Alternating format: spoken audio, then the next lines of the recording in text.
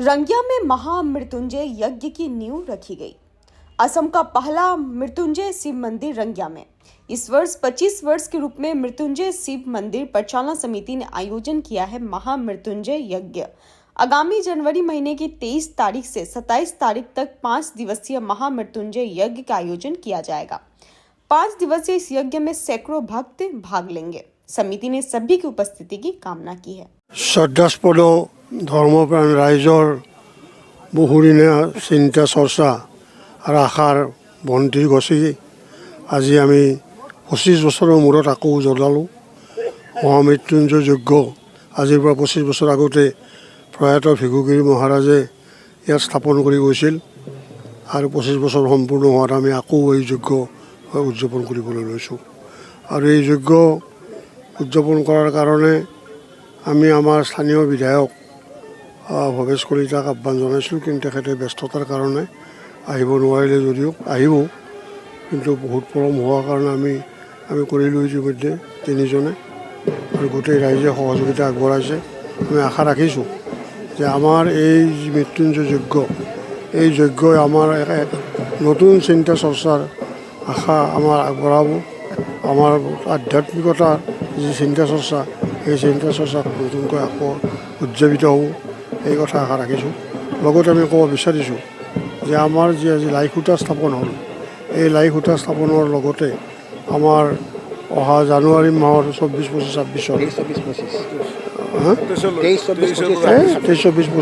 27 যি যজ্ঞ উৎসৱ উদযাপিত হ'ব, এই উদযাপনৰ লগত সংলগ্ন ৰাখি আমি এখন স্মৃতিগ্ৰন্থ উদযাপন কৰিব লৈছোঁ।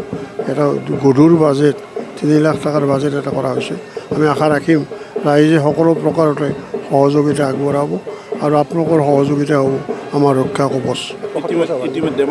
ইতিমধ্যে আপোনালোকে জানি সুখী হ'ব যে আপোনালোকৰ এই 25 বছৰীয়া মহামৃত্যুঞ্জয়ৰ লগতে আমাৰ শিৱ মন্দিৰৰ 75 বছৰ আমাৰ অতিক্ৰম কৰিলে। গতিকে এনেকুৱা এটা আৰু আপোনালোক সুখী হ'ম যে ৰঙিয়াত বহু শিৱ মন্দিৰ আছে, বহুত অনুষ্ঠান আছে, বহুত ধৰ্মীয় অনুষ্ঠান আছে, কিন্তু ৰাইজৰ মুখে মুখে শুনা যায় যে এক আধ্যাত্মিক এক পৰিৱেশ অকল এই শিৱ মন্দিৰতে পোৱা যায় আৰু সেইটো ভাল লাগে, আমি শুনি ভাল লাগে। আমি আশা ৰাখিম যে এই যি আধ্যাত্মিকতা এই আধ্যাত্মিকতাবাদক আমি সন্মুখত ৰাখি আমি আগবঢ়াই যাম।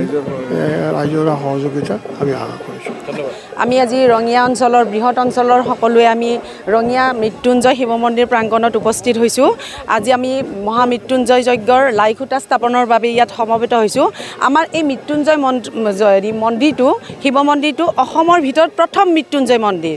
আমি 2001 চনত এই মন্দিৰত আমি মৃত্যুঞ্জয় যজ্ঞটো পাতিছিলোঁ আৰু তেতিয়া শ্ৰী ভিগুগুৰি বাবাই কৰিছিলে।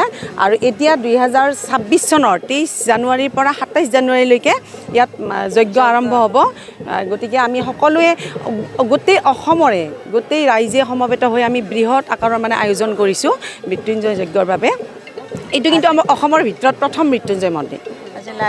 আজি লাই খুঁটা স্থাপনৰ বাবে আমি সমবেত হৈছোঁ।